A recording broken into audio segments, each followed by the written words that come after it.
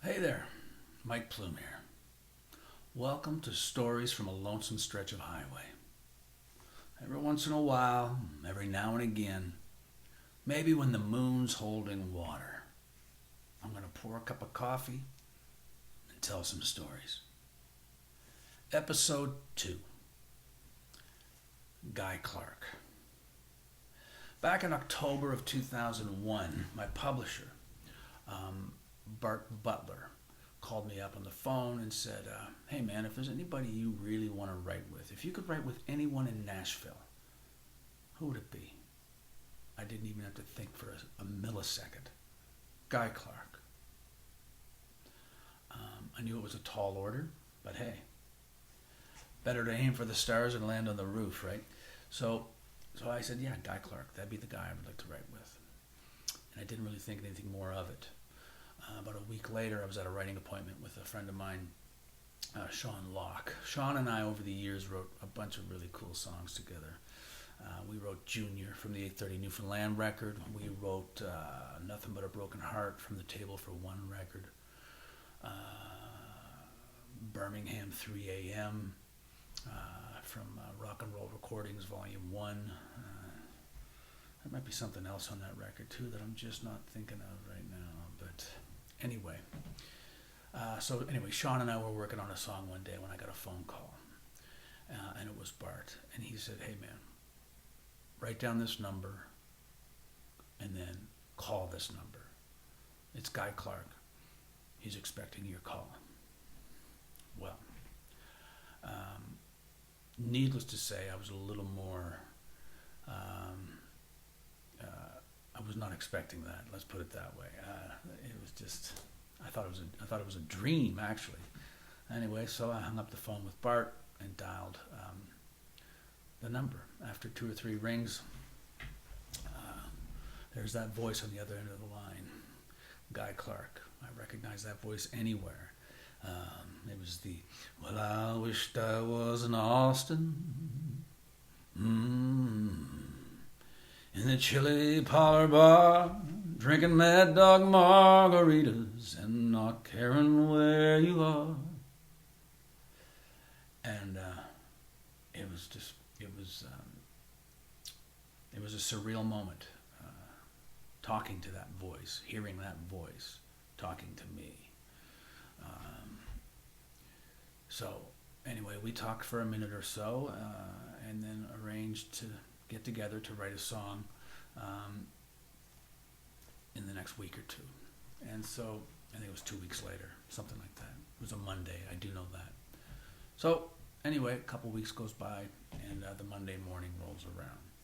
Before that, actually, I'm just going to backtrack a bit. The weekend before, Jenny and I went to the Ryman Auditorium to see Guy Clark, Lyle Lovett, John Hyatt, and Joe Ely. They were doing a fundraiser for Cumberland Heights Rehabilitation Center, just west of town, just west of Nashville. And they were raising money and awareness for kids with alcohol and drug addictions. So it was the classic guitar pull, just 4 guys across the front of the stage, and everybody would play a song. And yeah, it was pretty. It was powerful. Let's put it that way. I mean, yeah. So it was cool. I'm kind of my mind is sort of wandering back to that evening, listening to that show. Anyway, wow, yeah, cool night. So the following Monday, I go to Guy Clark's place. I show up around 10 o'clock in the morning. On the way there, I stopped to pick up a cup of coffee and a couple packs of smokes. I was a bit of a smoker back then, and as I was driving to Guy's place, I remembered a conversation that I'd had with Fred Eaglesmith, and Fred had told me he had done some shows with Guy, some touring with Guy Clark over the years, and he said he had told me that Guy Clark was a bit of a gambler. Okay, well, whatever. But that was kind of all I was really thinking of as I was driving up to Guy Clark's place. I spent no time. I didn't show up with any song ideas. That has never really worked for me. I've always just sort of felt we'll make it up as we go. We'll figure it out along the way. Maybe we'll just through conversation we'll stumble into a line. You know, like, oh, there's a good song idea. That's kind of how that works. Certainly for me, anyway. Anyway, so I pulled up to Guy Clark's place, knocked on the door, and about 15 seconds later, you can hear the footsteps coming down the hall. Front door opens, and there's Guy Clark. He's certainly a towering individual. He's tall, let's put it that way, and I'm not. So there was a guy, I couldn't even believe it. That Guy Clark was standing in the doorway. And I stuck out my hand. I said, "Morning, Mr. Clark. I'm Mike." He goes, "Come on in, Mike." And I walked in the front door, and the first thing I saw when I walked in was a painting. I go, where have I seen that painting before? And then it dawned on me. It was the quarter moon in the 10-cent town painting. And then I went, that's right. I'm a bit of a liner note junkie. So I read every note on an album. And I remembered, that's right. Paintings by Susanna Clark. I'd totally forgotten. Yeah, so Quarter Moon in the 10-Cent Town, that's the Emmylou Harris album, in case you're wondering what I'm talking about. Came out like in 70, I don't know, 75, 76, 78, at some point in the 70s, mid to late 70s, Quarter Moon in a 10-Cent Town. You need to check it out. Anyway, so that was a cool moment. Walk in, walk around the corner, and then there's the Willie Nelson Stardust album cover, the painting of it, the original painting. And at that point, I just felt like, man, I am in over my head. I am dealing with some artists here who are on a whole nother level. So, and Susanna Clark is a serious songwriter in her own right, and may have even had more hits than Guy.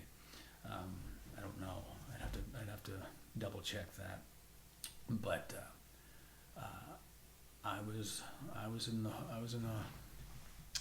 the home of some serious artists.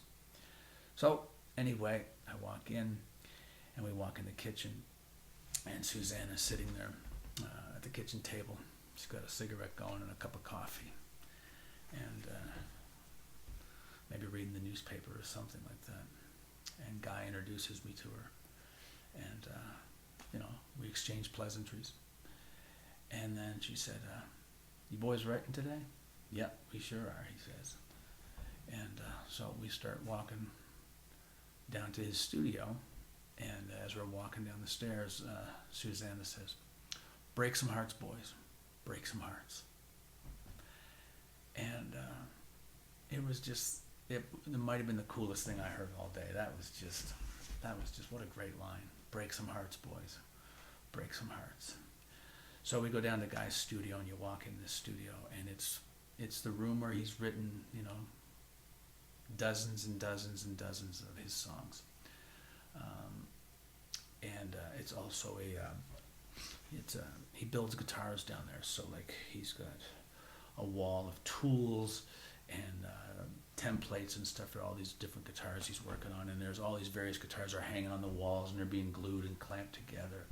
That's on one wall, and then on the other wall is a wall of cassette tapes, and a picture of Townes Van Zandt on I think it would be the east wall. I think it would be on the eastern side, but it wasn't that big of a room. It wasn't like the east wall and the west wing. But anyway, a picture of Townes on the wall. That very famous picture of Townes, that very famous headshot of Townes. We've all seen it.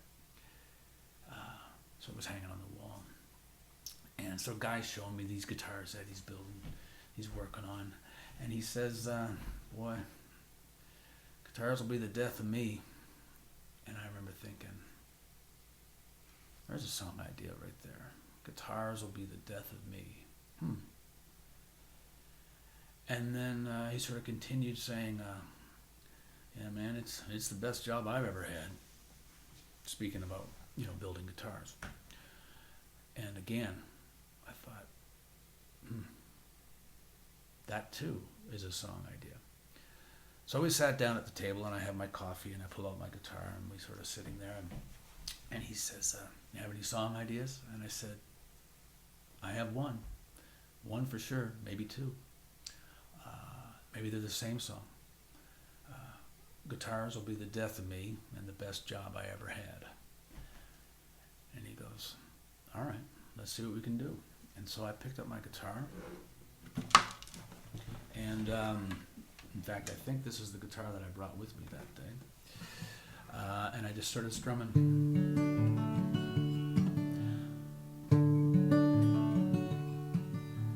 And I sang, well, I'd like to thank my parents for the shape I'm in.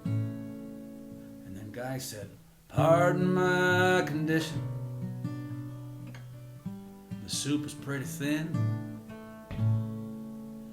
All I wanted was a car when I turned 16.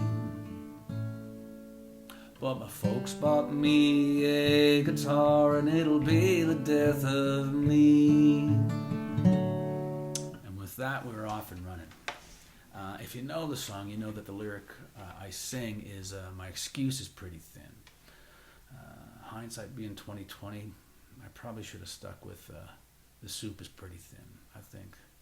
I don't even think. In fact, I know that's a better line now. Anyway, but so we're off and running with the song.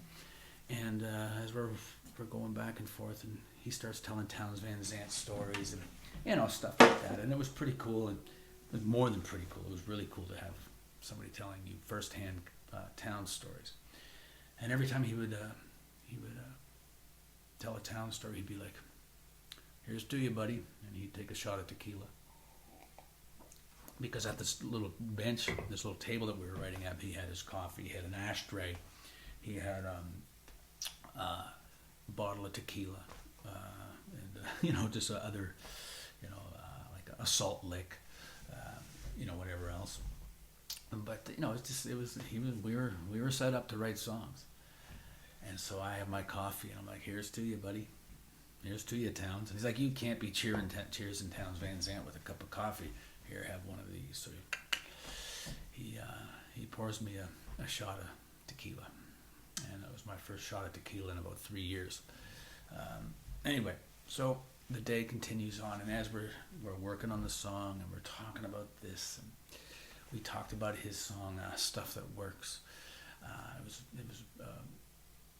It was pretty cool. There's just no two ways around it. So we're talking about all these things, and at one point he said, don't ever treat a guitar like it's magic, man, because when you do, the magic leaves it. And well, needless to say, that blew me away. I'd never thought of it like that. He says it's just a tool, man, to help you tell your truth. That's it. He says take care of your tools, but it's just a tool. He says a carpenter isn't concerned necessarily about the hammer that he's using. He takes care of it. But his concern is the house that he's building. Same thing with your guitar. It's just a tool. He said that he used to give Susanna a hard time all the time because she would never clean her brushes when she was painting. He would say, why don't you're going through a fortune in brushes. And she would say, fuck the brushes, man. He goes, what's important is what is going on the canvas. I can buy more brushes. Fuck the brushes. It's what's going on the canvas. And again, I'd never looked at things from that angle before. I do now, but I hadn't before then. We continued working on the song, and then it was pretty close to done. And Guy said, we should probably just sort of set this song away for a month or two, come back to it, see how it feels. It's also something I had never done before. So, okay, we put the song away, and then Guy says, "Hey man, play me your favorite song that you've written." So that's kind of a loaded question when you're sitting across from Guy Clark. But I played him a song from my Song and Dance Man record, a song called "If There Ever Was a Fool." And I think the reason I played it, one is I think it's a good tune, but it was Capo 2, and so was The Best Job I Ever Had, which was the song that we were working on that day. So I just think out of convenience it was Capo 2, and I thought, I'll just play something here. And so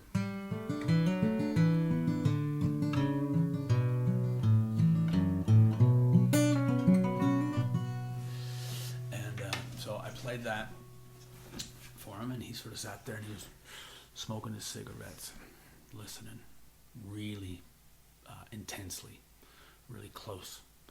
And he said, "It's a good song, man. That's a really good song." I said, "Geez, thanks, man. You think you could play me She Ain't Going Nowhere, She's Just Leaving?" He goes, "Yeah."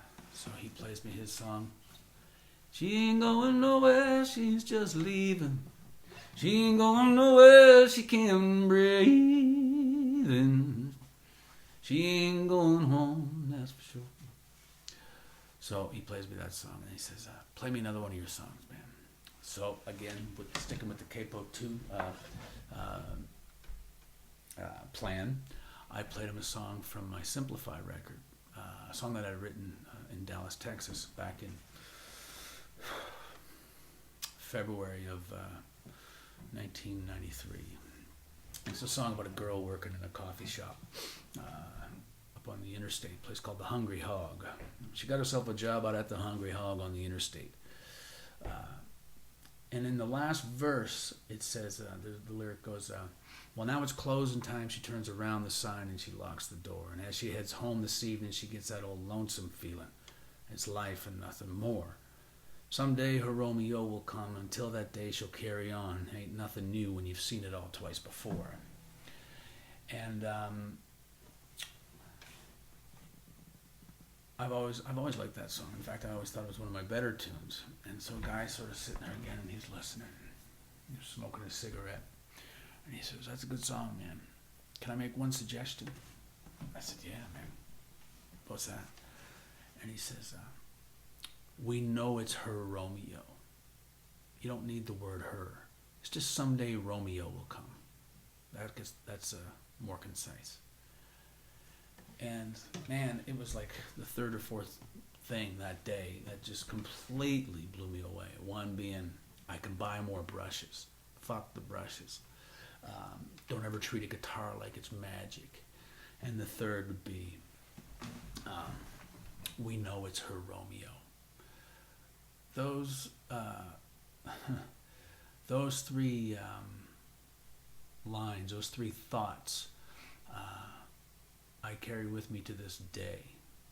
There's not a song that I've written in the last 19 years where those three thoughts haven't been front and center. We can buy more brushes. Don't ever treat a guitar like it's magic. And we know it's her Romeo. Man. So then I said, "Hey, mate, could you play me one more song?" He said, "Yeah, what's that?" And I said, "The Randall Knife. Could you play me the Randall Knife?" And because I can do you one better. And he reaches down in this drawer, opens that up, and he comes up. And he's got the Randall Knife right there. Boom. The Randall Knife, the one that he wrote about, the one that he broke the half an inch off trying to stick it in a tree at the Boy Scouts Jamboree. It was his dad's Randall Knife. His mother gave it to him when he went off to World War II to save the world from ruin. And anyway, it was just one of those days. I'll never forget it. I went home that night, and Jenny said, "So, what was it like? What was Guy like?" I said, Jenny, I felt like I spent the day with Obi-Wan Kenobi. It was just words of wisdom. It was a great day. Never wrote with him again.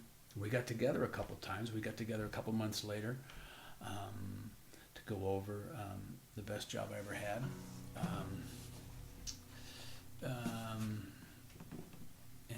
But that was pretty much it. We talked on the phone a couple times. Then next thing I know, Jenny and I moved to Toronto for a couple years. We moved back in 2006, and at that point, he was going through some pretty serious health issues. And I called a couple times. I think I talked to him once, maybe twice at that point. And I didn't feel like bugging him. I just felt like, you know what, I'm gonna give him his space. Or not even so much that, because I mean, he continued to write and put out these amazing records, man. But I figured he probably didn't need to, I figured he probably wanted to close ranks a bit and just sort of, I don't know. I don't really have a good reason as to why I didn't write with him again, but I wish I did. I don't. But we wrote this song. It's called The Best Job I Ever Had, and it's probably the worst song that Guy Clark was ever a writer on, but it's one of the best ones that I've ever been a part of. That much is for sure. And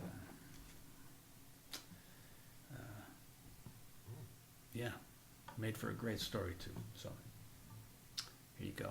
Thanks for listening.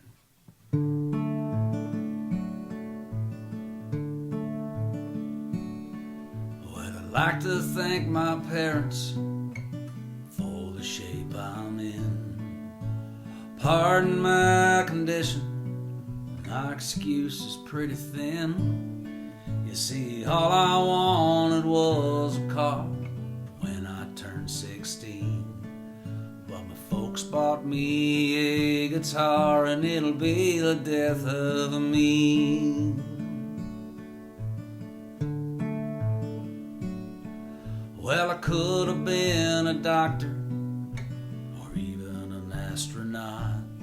Well, hell, I could have been almost anything if it weren't for this dreadnought.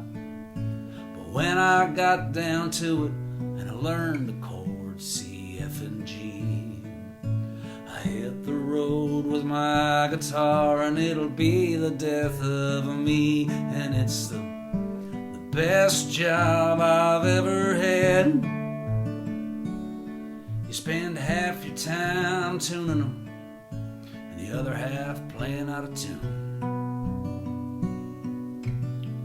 Well, it's the best job I've ever had. It's the best job I've ever had. Now guitars make life bearable. There ain't another job in the world comparable. And it's the best job I've ever had.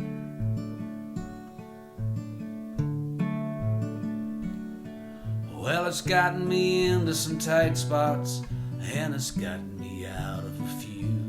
And if it wasn't for the music, boys, well, I don't know what I'd do. But if you're gonna tell the truth, then you need to have the tools. So get yourselves a guitar, and it'll be the death of you. And it's the best job I've ever had. And one night in Kansas City, it got broken in a fight, and I glued it back together, and it ain't never been right. It's still the best job I've ever had. It's the best job I've ever had. Do you want to know why people play guitar all day long and act a fool all for a song? 'Cause it's the best job they ever had, man. It's the best job I've ever had. And I know why Robert Johnson sold his soul to the devil way down on Highway 61. 'Cause it's the best job he ever had.